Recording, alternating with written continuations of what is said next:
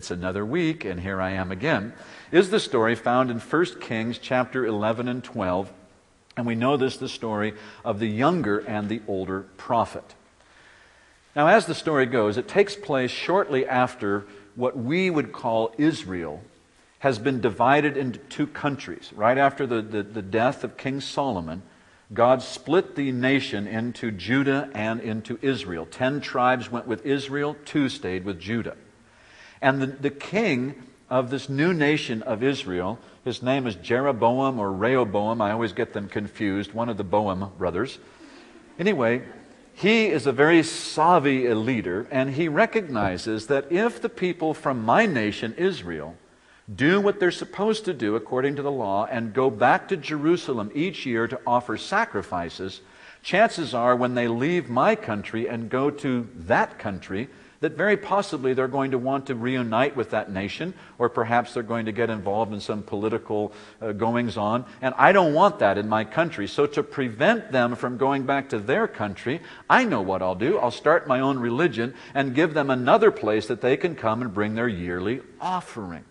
And so he did. He raised up an altar, he appointed priests, and he had the whole religious thing down, except it all came out of his own heart and his own mind. Well, God, who saw this distortion, was not really happy about it.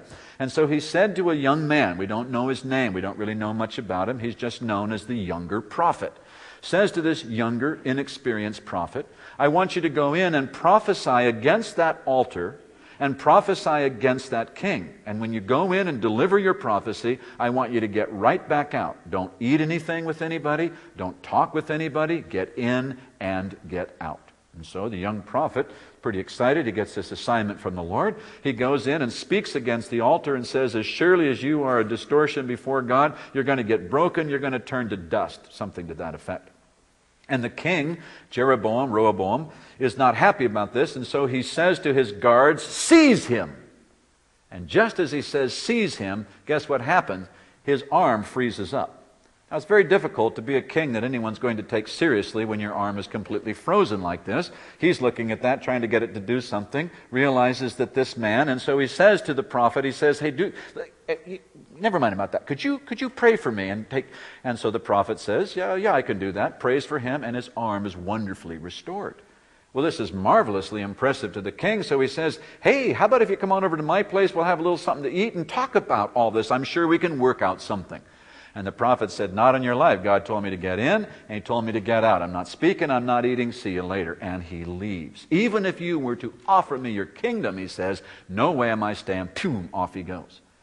Well, amidst the crowd of all the people who were watching this happen were the sons of what we know as the older prophet. Again, don't know his name, don't know much about him, except he was a seasoned veteran of the things of God.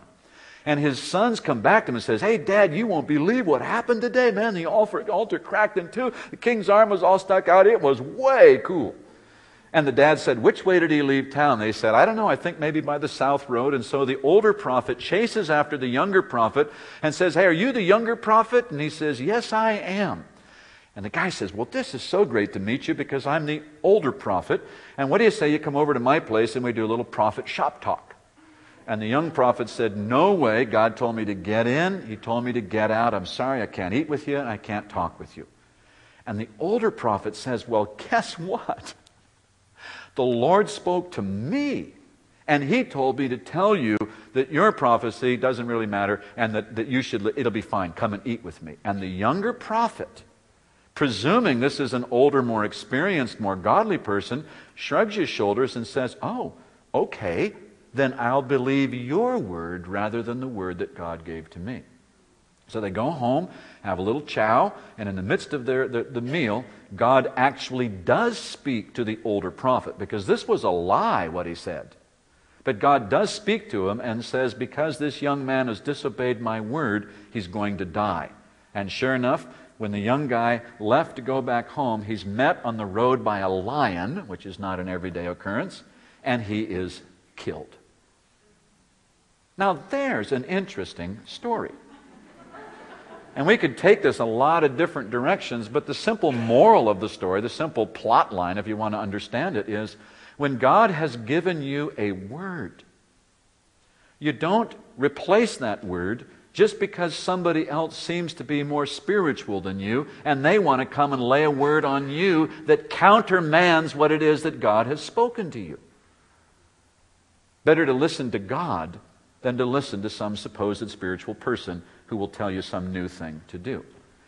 Now, having said all that, I want to say we have to be really careful, because if you understand that lesson, that I want to be true to what God has spoken to me, does it make sense that you really, really, really want to have a fairly good idea that indeed this is God who has spoken to me, this is His word to me, because I'm supposed to stick by it, and I don't want to be guilty of just being stubborn or rebellious or hard-hearted or following after something that isn't true. Does that make sense?